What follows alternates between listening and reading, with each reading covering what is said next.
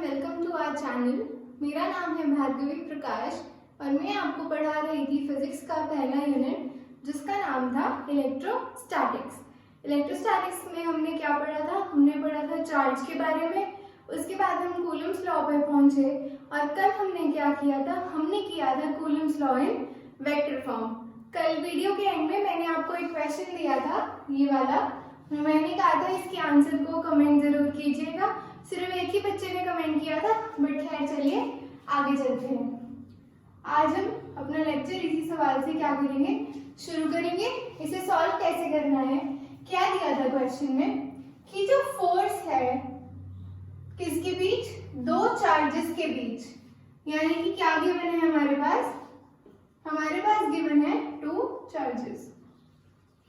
इन्हें हम क्या मान लेंगे? Q1 and Q2। वो कैसे अफेक्ट हो रहे हैं? अगर हम चार्ज को क्या कर रहे हैं? डबल कर रहे हैं। मतलब कि हमने क्या कर दिया? 2Q1 और 2Q2 and the distance between them is also doubled. तो हमारे पास फोर्स का सिंपल सा फॉर्मूला क्या था? F is equal to K Q1 Q2 upon में R स्क्वायर। तो इनिशियली हमारी जो कंडीशन थी वो क्या थी कि Q1 और Q2 है। हम फॉर एग्जांपल इन्हें कंसीडर कर लेंगे कि ये भी 1 यूनिट का है और ये भी 1 यूनिट का है। तो यहाँ पर ये क्या बन जाएगा? ये भी 2 यूनिट का बन जाएगा और ये भी 2 यूनिट का बन जाएगा। और क्या है, जो डिस्टेंस है उसे भी हमने क्या कर दिया?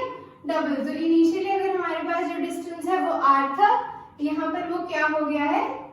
2r हो गया है। अगर इसे भी हम 1 लेकर चले तो 2r का क्या बन जाएगा? 2 बन जाएगा। तो k हमारा क्या है? कांस्टेंट है। ये दोनों केसेस में क्या रहेगा? सेम रहेगा। तो आप चाहें तो इसे 9 × 10⁹ लिख सकते हैं। q हमारे पास इनिशियल कंडीशन में क्या है? 1 है, इंटू फिर हमारे पास क्या है? 1 है और r भी क्या है? हमारे पास 1 है। इसे सॉल्व करके हमारे पास कितनी फोर्स आ गई? 9 × 10⁹ न्यूटन आ गई। उसके बाद अगर हम सेकंड केस पुट करें तो क्या फॉर्मूला है? K Q1 Q2 अपॉन में R स्क्वायर। K की वैल्यू फिर से हमारे पास क्या है? 9 × 10⁹। अब क्या कर दिया हमने? इसे डबल कर दिया। मतलब क्या किया? 2 से मल्टीप्लाई कर दिया। तो 2 × 1 कितना हुआ? 2 हुआ। फिर से 2 × 1 क्या हुआ? 2 हुआ। और इसे हमने क्या कर दिया था? डबल कर दिया था। तो ये क्या बन जाएगा? 2 का स्क्वायर। तो अगर आप इसे सॉल्व करें तो 9 × 10⁹ इंटू 4 अपॉन 4, ये क्या हो जाएंगे? कैंसिल। तो आंसर कितना आ गया?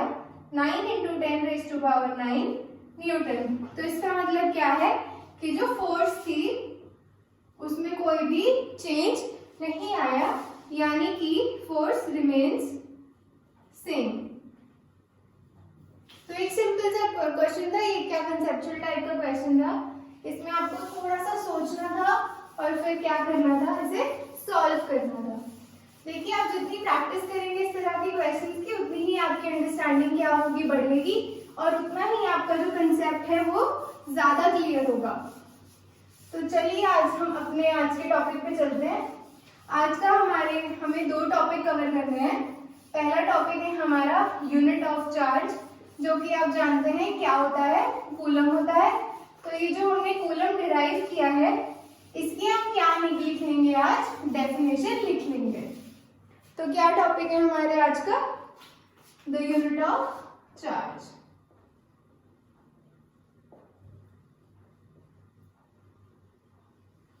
जिसे हम सब किससे डिनोट करते हैं? कूलम से।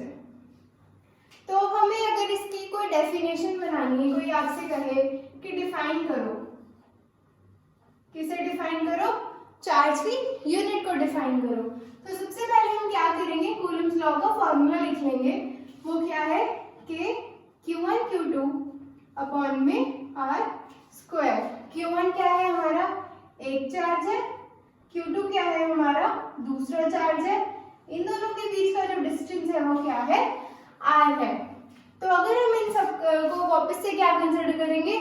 यूनिट कंसिडर करेंगे, यानी कि ये क्या होगा? 1 होगा इंटू 1 अपॉन 1 का स्क्वायर।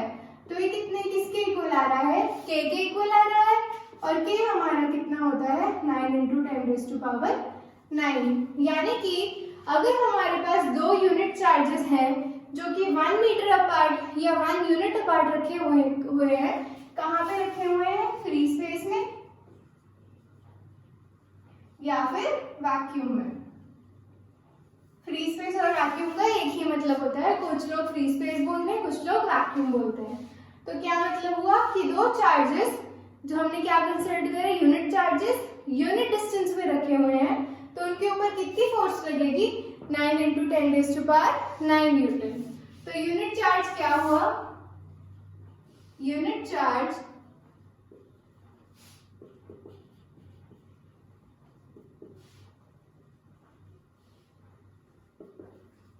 is, क्या लिखा मैंने, unit charge is that much amount of charge which when placed in vacuum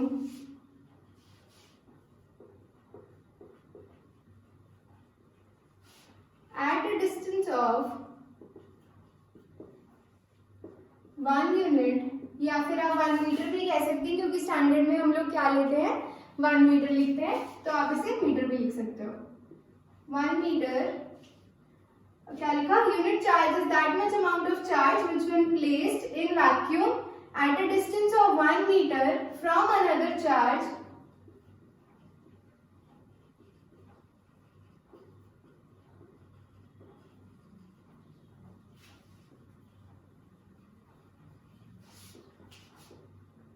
experiences a force of 9 into 10⁻⁹ newton. जो मैंने आपको यहाँ बताया उसी को हमने क्या कर लिया, वर्ड्स में यहाँ पर लिख लिया, ठीक है। Unit charge is that much amount of charge which when placed in vacuum at a distance of 1 metre from another similar charge experiences a force of 9 into 10⁻⁹ newton. और ये जो हमारी फोर्स है वो कैसी होती है, ये होती है रिपल्सिव। अभी रिपल्सिव का कंसेप्ट मैंने आपको बताया था कि जब हमारे पास फोर्स कैसी आती है, पॉजिटिव आती है, तो वो क्या होती है, रिपल्सिव होती है। और अगर हमारे पास फोर्स क्या आती है, नेगेटिव आती है, वो कैसी होती है, अट्रैक्टिव होती है। ये आप यहीं से देख सकते हैं, ये चार्जेस हमारे पास क्या है, सिमिलर है, मतलब कि ये भी पॉजिटिव है और ये भी पॉजिटिव है, तो पॉजिटिव पॉजिटिव क्या बना रहे हैं, पॉजिटिव बना रहे हैं, तो ये क्या करेंगे, पॉजिटिव पॉजिटिव चार्ज एक दूसरे को क्या करेगा, रिपेल करेगा, या नेगेटिव नेगेटिव लेंगे तो नेगेटिव नेगेटिव भी क्या करेगा, एक दूसरे को रिपेल करेगा। तो हमारे पास ये फोर्स कैसी है, रिपल्सिव फोर्स है। तो ये हो गया हमारा पहला टॉपिक जिसका हमने क्या किया, डेफिनेशन बनाई, किसकी बनाई, यूनिट ऑफ चार्ज की। अब इसमें हमारे पास ये जो है k है, इसके बारे में हम थोड़ा सा और पढ़ेंगे। वो कहाँ से पढ़ेंगे हम, डाइलेक्ट्रिक कांस्टेंट से। तो हमारा अगला टॉपिक क्या है, डाइलेक्ट्रिक कांस्टेंट। ये जो डाइलेक्ट्रिक कांस्टेंट है हम इससे पहले भी मिल चुके हैं, इसे और क्या बोलते हैं, परमिएबिलिटी। ये रब कर देते हैं।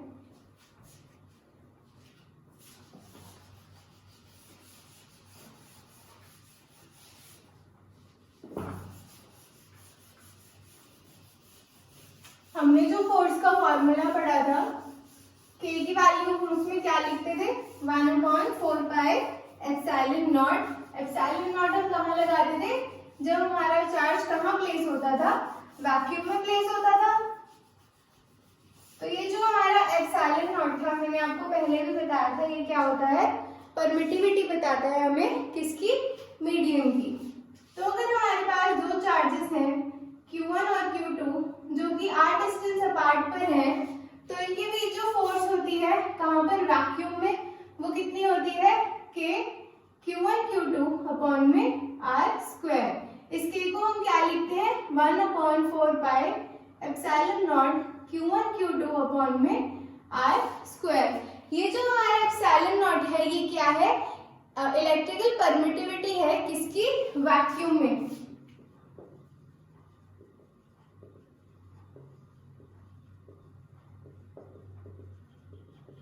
परमिटिविटी का मैंने आपको वर्ड कहाँ से समझाया था, ये वर्ड कहाँ से आया हमारे पास, परमिट से। परमिट का मतलब क्या होता है, परमिशन देना, आज्ञा देना। किस चीज की देना, कि अगर मेरे पास ये आयरन का कोई मटेरियल है, कोई बार है या कुछ भी है, अगर मैं इसे मैग्नेट के पास लेकर के आऊं तो यहाँ से क्या निकलेंगी, इलेक्ट्रिक फील्ड लाइंस निकलेंगी। ऐसा ही होगा, ये हम अगले चैप्टर में पढ़ेंगे। मैं आपको सिर्फ परमिटिविटी का मीनिंग थोड़ा सा समझा रही हूँ यहाँ पर।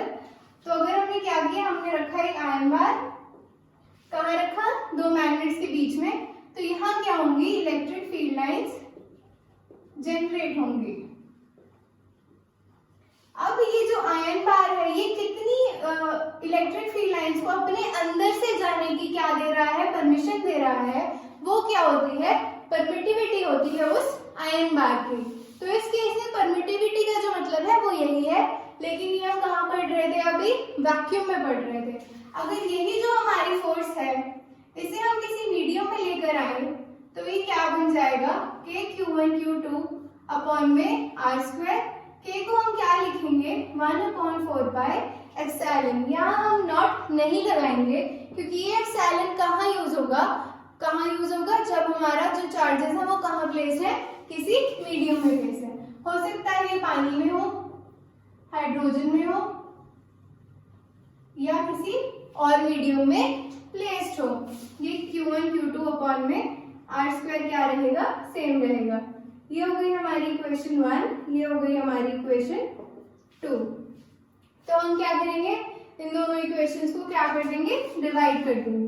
तो F0 अपॉन Fm कितना आ जाएगा हमारे पास, ये पूरा लिख के दिखा देती हूँ आपको, 1/4 pi epsilon not q1 q2 upon में r square upon 1/4 pi epsilon not q1 q2 upon में r स्क्वायर।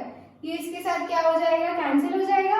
ये वाली टर्म हमारी क्या हो जाएगी, ऊपर चली जाएगी। तो ये क्या बनेगा हमारा, एप्सिलॉन अपॉन एप्सिलॉन नॉट। तो हमने ये क्या निकाल लिया, हमने निकाल ली रिलेटिव परमिटिविटी। रिलेटिव वर्ड कहाँ यूज होता है, जब हम लोग क्या पढ़ रहे होते हैं, किसी का रेशियो पढ़ रहे होते हैं। और यही जो रिलेटिव परमिटिविटी है, इसको हम क्या कहते हैं, डाइलेक्ट्रिक कांस्टेंट। क्योंकि ये जो वैल्यू है हम इसे क्या कर लेते हैं, k से डिनोट कर लेते हैं। ये k हमारा बड़े वाला k है, छोटे वाला k नहीं है। तो भी मैं कह रही थी हम आज एक और k के बारे में पढ़ेंगे। तो रिलेटिव परमिटिविटी क्या है, the ratio of force experienced in vacuum to the force experience in a medium. तो इसका क्या, या फिर आप इसे अगर एप्सिलॉन की फॉर्म में लिखें तो electrical permittivity of medium to the electric permittivity of vacuum या फिर फ्री स्पेस। तो मैं आपको लिखवाई देती हूँ इसकी डेफिनेशन भी।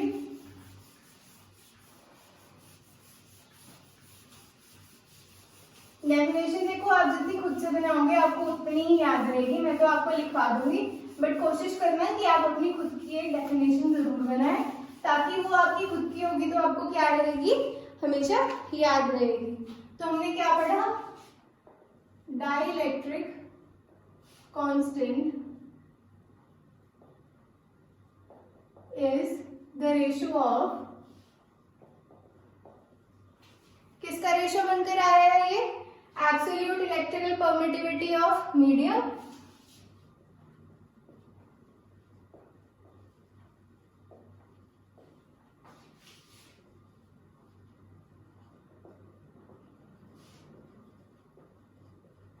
to the absolute electric permittivity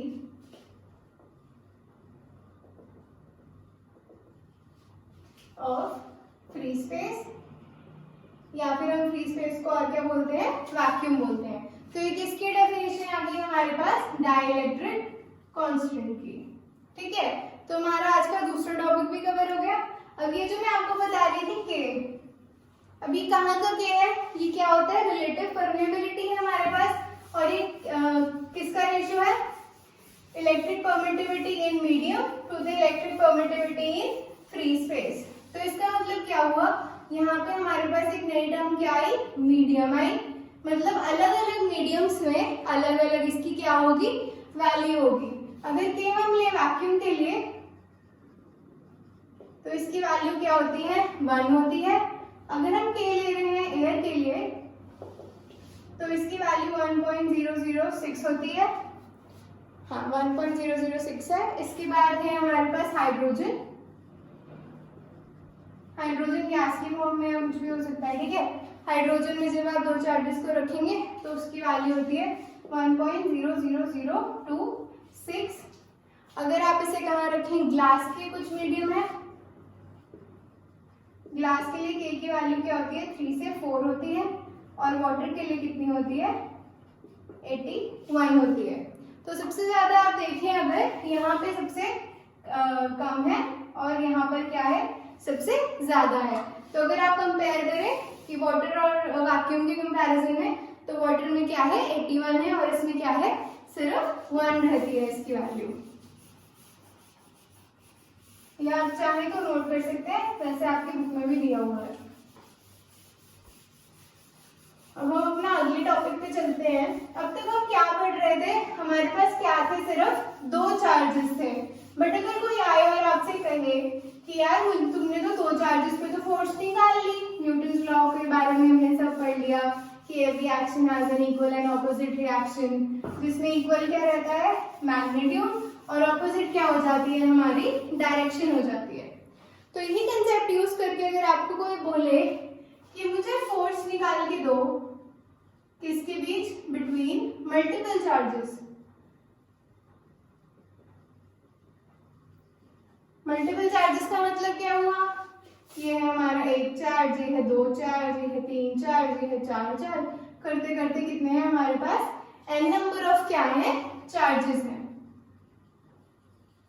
अगर ये सारे चार्जेस एक साथ किसी सिंगल चार्ज पे फोर्स लगाएं, जिसे हमने क्या कंसिडर कर लिया, क्यू नॉट, अगर हम इसे लें तो हम इसे क्या कहते हैं, टेस्ट चार्ज। और क्योंकि हम क्या पढ़ रहे हैं, हम पढ़ रहे हैं इलेक्ट्रोस्टैटिक्स, तो स्टैटिक का वर्ड का मतलब क्या होता है, एट रेस्ट। तो ये जो हमारे सारे चार्जेस हैं ये किस पे होंगे, रेस्ट पे होंगे। अब हमें क्या निकालनी है, हमें निकालनी है फोर्स। फोर्स क्या है, एक वेक्टर क्वांटिटी है।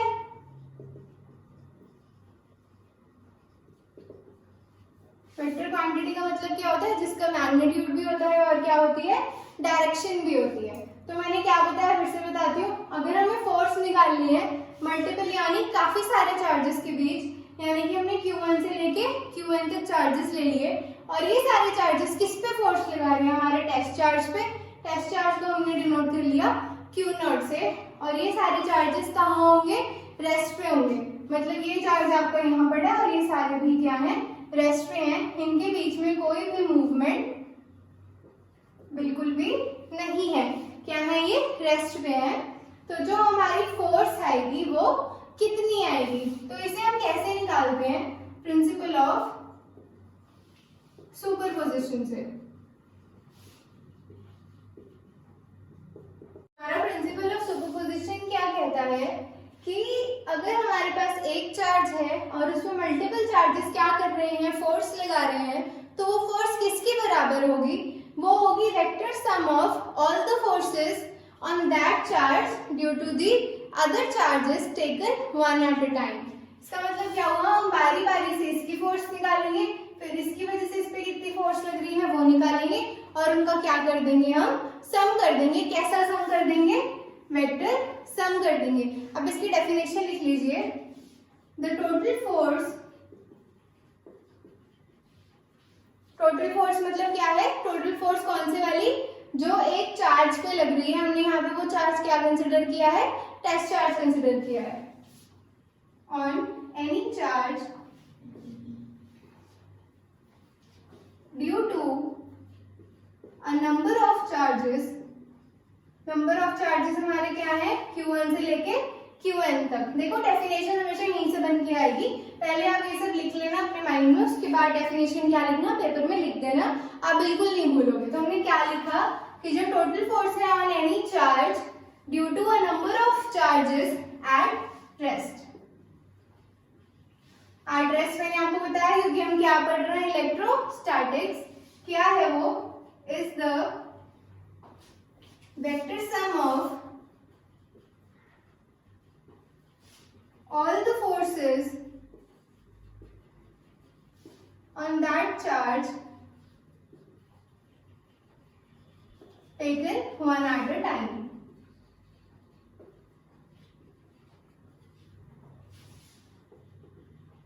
क्या लिखा हमने कि जो टोटल फोर्स है किसी भी चार्ज पे due to a number of charges, वो क्या है, वो वेक्टर सम है of all the forces on that charge due to the other charges, लिख सकते हो आप, taken one at a time. तो अब ये जो हमने प्रिंसिपल ऑफ सुपरपोजिशन लिखा है, इसको हम क्या करेंगे, इसका मैथमेटिकल एक्सप्रेशन डिराइव करेंगे। मैथमेटिकल प्रिंसिपल जैसे हमने कूलम लॉ को क्या किया था, वेक्टर फॉर्म में किया था। हमने क्या निकाला था, F12 निकाला था, F21 निकाला था। F12 और F21 की मैंने आपको कल ट्रिक्स बताई थी, अगर आपने पिछली वीडियो नहीं देखी तो पहले को देख लें, वरना आपको प्रिंसिपल ऑफ सुपरपोजिशन समझ में नहीं आएगा। तो कल हमने क्या किया था, हमने कुछ एक्स एक्सिस और वाई एक्सिस जैसा कुछ बनाया था यहाँ पर, याद है। उसके बाद हमने कल क्या किया था, यहाँ हमने ले लिया था अपना Q1 चार्ज और यहाँ पे हमने ले लिया था अपना Q2 चार्ज। आज हम पहले अपना क्या बनाएंगे, Q0 चार्ज बनाएंगे। Q0 क्या है, हमारा टेस्ट चार्ज है। अब हम ले तो नंबर ऑफ चार्जेस रहे हैं Q1 से लेके Qn तक, बट यहाँ हम कितने दिखा देंगे, आप दो चाहे तो दो दिखा दीजिए, तीन चाहे तो तीन दिखा सकते हैं। ये मैंने Q1 बनाया, यहाँ मैं बना देती हूँ अपना Q2 और ये हो जाएगा हमारा Q3। अब यहाँ से ओरिजिन से चार्ज तक जो लाइन जाती है उसे हम क्या बोलते हैं, पोजीशन वेक्टर बोलते हैं। तो हम इसे मिला लेंगे, इसे भी मिला लेंगे और इसे भी मिला लेंगे। इसका पोजीशन वेक्टर आ जाएगा हमारे पास R0। R0 क्या है, पोजीशन वेक्टर ऑफ Q0। वैसे ही हमारे पास R1 बनेगा, ये हमारा आ गया R2 और ये आ गया हमारा R3। R1 क्या है, position vector of Q1। R2 क्या है, पोजीशन वेक्टर ऑफ Q2 और R3 क्या है हमारे पास, पोजीशन वेक्टर ऑफ Q3। तो ये हमारे पास आ गए हैं तीनों पोजीशन वेक्टर। और हमने इजी करने के लिए, क्योंकि n चार्जेस बनाओगे तो बहुत बड़ा डायग्राम बन जाएगा, तो हमने क्या कर लिया, तीन चार्जेस को कंसिडर कर लिया। अब मैंने आपको कल क्या बताया था, न्यूटन अंकल क्या कहते हैं, अगर एक चार्ज है और दो चार्ज है तो ये चार्ज इस पे कुछ फोर्स लगाता है और ये चार्ज इस पे कुछ फोर्स लगाता है। तो इसमें भी यही होगा, ये जो सारे चार्जेस हैं किस पे फोर्स लगा रहे हैं इस वक्त, हमारे Q0 पे, यानी कि हमारे टेस्ट चार्ज पे। तो ये इस डायरेक्शन में इस पे कुछ फोर्स लगाएगा, तो हमने यहाँ इसका वेक्टर निकाल दिया। अब मैंने आपको कल बताया था, जैसे कि हमारे पास F12 था, F12 क्या था, 1 क्या होता है, जिस पे फोर्स लग रही है, और 2 दूसरा वाला कौन सा होता है, जो फोर्स लगा रहा है। तो यहाँ पे फोर्स किस पे लग रही है, हमारे टेस्ट चार्ज पे, जो हमने 0 से डिनोट किया हुआ है, लगा कौन रहा है, 1 लगा रहा है। तो ये क्या बन जाएगा हमारा F01 वेक्टर। वैसे ही 2 भी इस पे कुछ फोर्स लगाएगा, ये बन जाएगा हमारा F02 वेक्टर। और वैसे ही जो हमारा R3 है, Q3 है, वो भी इस पे कुछ फोर्स लगाएगा, ये बन जाएगी हमारी F03। तो हमारे पास क्या आ गया, हमारे पास तीन फोर्सेस आ गई। कौन कौन सी आ गई, पहली है हमारी F01, ये क्या है, force on charge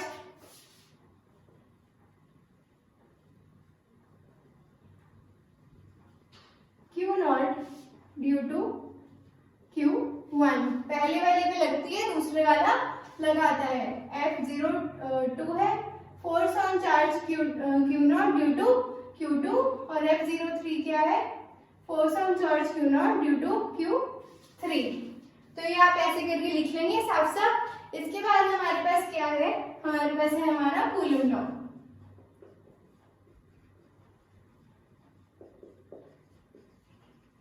coulomb law क्या कहता है, F is equal to K Q1 Q2 upon में R स्क्वायर। k की वैल्यू क्या होती है 1/4 पाई एप्सिलॉन नॉट, कहाँ पर होती है वैक्यूम में। इसमें हमारे पास क्या आ जाएगा फिर Q1 Q2 अपॉन में R स्क्वायर। ये हमारे पास कौन सी होती है जब हम बिना वेक्टर के इसे यूज कर रहे हैं। और मैंने कल आपको बताया था अगर हम वेक्टर क्वांटिटी लेते हैं तो एंड में क्या आ जाती है कैप वाली टर्म आ जाती है। तो यहाँ हमने अगर ये लगाया है तो एंड में हम क्या लगाएंगे मल्टीप्लाई किससे करेंगे R कैप से। अब हम जल्दी से ये फोर्सेस निकाल लेंगे, कल मैंने आपको ये पूरा बहुत अच्छे से कराया था। तो F01 क्या बनेगा 1/4 pi epsilon not Q0 Q1 upon R01 का स्क्वायर इंटू R01 कैप। वही 01 01 01 फिर 02 02 02 और 03 03 03 1/4 pi epsilon not Q0 Q2 upon में R02 का whole square into R02 cap. फिर F03 आ जाएगी हमारे पास 1/4 pi epsilon not into Q0 Q3 upon में R03 का whole square into R03 cap. अगर आप इसी मेथड से F0n निकालें तो वो कितना आएगा 1/4 pi epsilon not Q0 Qn upon में R0n का whole square into R0n cap. तो ये जो हमारे पास सारी फोर्सेस हैं हम इन्हें क्या कर लेंगे ऐड कर लेंगे, क्योंकि प्रिंसिपल ऑफ सुपरपोजिशन क्या कहता है कि जो टोटल फोर्स है वो क्या है वेक्टर सम है of all the individual forces taken one at a time. तो हम क्या कर लेंगे इनका सम कर लेंगे। ये मैं रब कर रही हूँ, यहाँ पर हम सम कर लेते हैं इनका। जैसा कि आप देख सकते हैं इन सारी टर्म में हमारे पास कॉमन क्या है 1/4 पाई एप्सिलॉन नॉट। तो F जो टोटल है हमारी इसमें 1/4 पाई एप्सिलॉन नॉट में क्या कर रही हूँ पहले ही कॉमन निकाल रही हूँ। तो ये क्या बचेगा Q0 Q1 अपॉन में R01 का whole square into R01 cap plus Q0 Q2 upon R02 का whole square into R02 cap plus Q0 Q3 upon R03 का whole square into R03 cap plus मतलब करते करते अगर हम लेके जाएं तो ये बनेगा Q0 Q1 अपॉन R01 का whole square into R01 cap. ये आएगा हमारा ब्रैकेट में। अब हमने इसमें क्या देखा कि क्या वेरी कर रहा है, जो 0 0 वाली टर्म्स है ये वापस से हमारे पास क्या आ रही है सब में सेम आ रही है। और ये जो हमारी 1 2 3 हमारे साथ कैसे चल रही है सीरीज में चल रही है। तो हम इसे किस में फॉर्म में लिख लेंगे समेशन के फॉर्म में लिख लेंगे 1/4 पाई एप्सिलॉन नॉट क्या रहेगा एज इट इज रहेगा। ये क्या बन जाएगा summation I goes from 1 to n। I हम किसके लिए लिख रहे हैं इसके लिए लिख रहे हैं, पहले मैं लिख देती हूँ फिर बताती हूँ। Q0 QI अपॉन R0I का whole square into R0I cap. क्या बन गया है हमारा 1/4 पाई एप्सिलॉन हमने एज इट इज लिखा है, हमने इसे क्या कर दिया समेशन की फॉर्म में कन्वर्ट कर दिया। तो ये क्या बन गया Q0 QI upon R0I into R0I cap. अब अगर आप इसमें वैल्यू पुट करने की कोशिश करें, अगर आपको ये थोड़ा गलत लग रहा है तो आप इसमें खुद अपनी वैल्यू पुट करके देख सकते हैं। अगर मैं I को 1 पुट करूं तो ये क्या बन जाएगा वापस से Q0 Q1 अपॉन R01 का whole square into R01 cap. ये जो हमारी टर्म है वो यही वाली है, ठीक है। इस टर्म में और इस टर्म में कोई फर्क नहीं है। अगर आप I की जगह 2 पुट करें तो ये टर्म आ जाएगी, 3 पुट करेंगे तो ये टर्म आ जाएगी और n पुट करेंगे तो ये टर्म आ जाएगी। तो हमने सिंपली इस बड़े से एक्सप्रेशन को छोटा किया है और कैसे लिख दिया है हमने इसे ऐसे लिख दिया है। अब कल हमने क्या किया था, ये जो हमारा आर कैप वाली टर्म थी हमने इसे इसका सिंपल सा फॉर्मूला होता है, ये हमारा क्या होता है यूनिट वेक्टर होता है। R0I कैप हमारी क्या है यूनिट वेक्टर है। तो हम इसे कैसे लिखते थे इसी का वेक्टर अपॉन इट्स मैग्नीट्यूड। तो ये क्या बन जाएगा R0I वेक्टर अपॉन R0I। इस वैल्यू को हम कहाँ पुट कर देंगे यहाँ पे पुट कर देंगे। तो ये क्या बनकर आ जाएगा 1/4πε0 summation I goes from 1 to n Q0 QI upon ये इसके साथ मल्टीप्लाई में चला जाएगा R0I का होल क्यूब हो जाएगा इंटू R0I वेक्टर बन जाएगा। अब कल हमने इसे और थोड़ा सिंप्लीफाई करके लिखा था। मैंने आपको इसकी वैल्यू बताई थी, क्या बताई थी? R01 वेक्टर क्या होता है? R0 minus R1। सिंपली क्या करना है, पहले वाली टर्म पहले, उसमें से दूसरे वाली टर्म को क्या कर देना है, घटा देना है, और इसका मैग्नीट्यूड भी हमने लिखा था। तो ये क्या बनकर आ जाएगा 1/4πε0 summation I goes from 1 to n Q0 QI upon R0 minus R1 इसके मैग्नीट्यूड का whole cube into R0 vector minus R1 vector. ये आ गई है हमारी किसका एक्सप्रेशन आ गई है हमारे पास, प्रिंसिपल ऑफ सुपरपोजिशन का। इसे हम किस में यूज करेंगे, न्यूमेरिकल्स में यूज करेंगे। कैसे यूज करेंगे, सपोज कीजिए आपके पास 3 चार्ज गिवन है, तो हमारी जो n की वैल्यू है वो कितनी आ जाएगी, 3 आ जाएगी, और उसके बाद आपको पोजीशन वेक्टर्स दिए ही होंगे। बस आपको क्या करना है, n की वैल्यू इसमें पुट करनी है। कल मैं आपको इसकी न्यूमेरिकल कराऊंगी तो आपको थोड़ा सा और समझ आ जाएगा कि ये सारा कंसेप्ट हम एक्चुअली यूज कैसे करते हैं। तो आज का एक क्विक रिवीजन कर लेते हैं। हमने आज कहाँ से शुरू किया था, हमने आज पहले हमारा कल का सवाल सॉल्व किया था जिसमें फोर्स क्या थी, सेम थी। हमने क्या किया था, दोनों चार्जेस की वैल्यू को भी डबल कर दिया, और जो उनका सेपरेशन डिस्टेंस था उसे भी क्या कर दिया था, डबल कर दिया था। उसके बाद हमने पढ़ा था unit of charge. Unit of charge हमारी होती कूलम ही है, लेकिन उसमें हमने क्या सीखा कि अगर हमारे पास 2 चार्जेस हैं, Q1 है और Q2 है, और अगर वो r डिस्टेंस पे रखे हुए हैं, r को हमने क्या ले लिया था, यूनिट ले लिया था, और जो 2 चार्जेस थे उन्हें भी क्या कर लिया था, यूनिट ले लिया था। तो 1 1/1 हमारा 1 आ गया था, और k की वैल्यू कितनी होती है 9 × 10⁹। तो हमें पता लगा कि उन दोनों के बीच कितनी होगी, रिपल्सिव फोर्स होगी, कितनी होगी 9 × 10⁹ न्यूटन की। उसके बाद हमने क्या पढ़ा, डाइलेक्ट्रिक कांस्टेंट के बारे में पढ़ा। वो कुछ नहीं था, वो हमारा रिलेटिव परमिटिविटी थी। वो क्या थी हमारी, epsilon upon epsilon not. Epsilon हमारा होता है मीडियम वाला, और ये हमारा होता है वैक्यूम वाला। तो हमने इसकी भी डेफिनेशन कर ली थी। उसके बाद हमने क्या पढ़ा, प्रिंसिपल ऑफ सुपरपोजिशन।